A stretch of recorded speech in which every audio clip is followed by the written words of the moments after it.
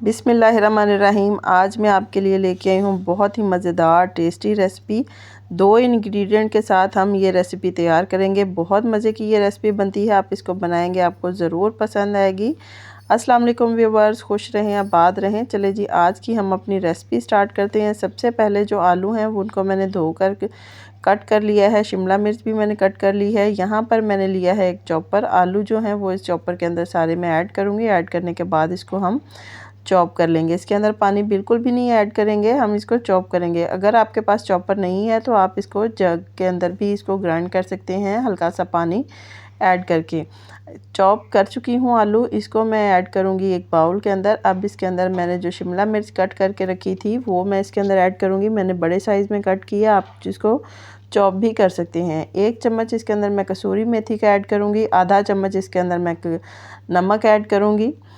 आधा चम्मच के करीब मैंने इसके अंदर सुर्ख मिर्च ऐड की है। आधा चम्मच के करीब मैं इसके अंदर हल्दी पाउडर ऐड करूँगी। आधा चम्मच मैंने गरम मसाला और 1 चम्मच मैंने 1 चम्मच खुश्क धनिया पिसा हुआ ऐड किया और आधा चम्मच मैंने इसके अंदर अदरक पाउडर ऐड किया।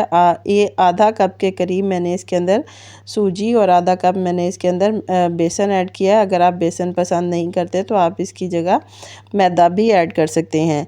अब थोड़ा सा पानी मैं इसके अंदर ऐड करूँगी और इसको हम मिक्स कर लेंगे। बहुत ज़्यादा इसके अंदर पानी ऐड नहीं करना, हमने हल्का सा भुरभुरा सा रखना। देखें ये किस तरीके की हमारी कंसिस्टेंसी है, इसी तरीके की आपकी भी होनी चाहिए, तो ही आपके ये स्नैक जो हैं वो बेहतरीन से तैयार होंगे।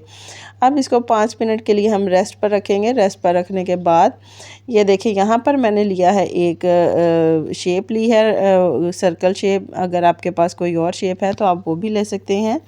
इस तरीके से उसको मैंने अंदर से फिलिंग करके हल्का सा ऊपर से मैं टैप करूँगी। टैप करने के बाद ये हमारे बेहतरीन से स्नैक तैयार हो गए हैं। इसी तरीके से बाकी भी स्नैक तैयार करेंगे। दूसरी साइड पर मेरा ऑयल जो है वो गर्म हो चुका है। इसको हम मीडियम स्लो फ्लेम पर कुक करेंगे, क्योंकि अंदर से जो आलू हैं वो भी कच्चे हैं, सूजी है और इसको हल्का सा पकने में थोड़ा सा टाइम लगेगा। इसलिए हम इसको मीडियम स्लो फ्लेम पर कुक करेंगे और वो हल्का हल्का जो ऑयल है वो हम ऊपर इसके फैलाते जाएंगे ताकि ऊपर से भी ये हल्के से सिक जाएं। अब ये नीचे से गोल्डन ब्राउन हो चुके हैं और इसको हम पलट लेंगे स्पैचुला की मदद से। दोनों साइडों से अच्छी तरीके से गोल्डन ब्राउन करेंगे। गोल्डन ब्राउन करने के बाद इसको हम पलट लेंगे। बेहतरीन से ये हमारी रेसिपी तैयार हो गई है। आप इसको स्नैक के तौर पर चाय के साथ भी यूज़ कर सकते हैं। दोनों साइडों से ये देखें बेहतरीन से गोल्डन हो चुके हैं। अब इसको मैं निकाल लूँगी अपनी प्लेट में। इसी तरीके का बाकी बैच भी जो हमारा बच गया वो भी हम तैयार कर लेंगे। सारी की सारी रेसिपी मैं तैयार कर चुकी हूँ। बहुत मज़े की ये रेसिपी बनती है। आप ये बच्चों को लंच बॉक्स में भी दे सकते हैं, मेहमानों को पेश कर सकते हैं, अपने लिए बनाएं, बच्चों के लिए बनाएं। बहुत ही ज़्यादा मज़े की ये रेसिपी बनेगी। बहुत ज़्यादा सिंपल इंग्रेडिएंट घर में मौजूद चंद चीज़ों के साथ आप ये रेसिपी तैयार कर सकते हैं।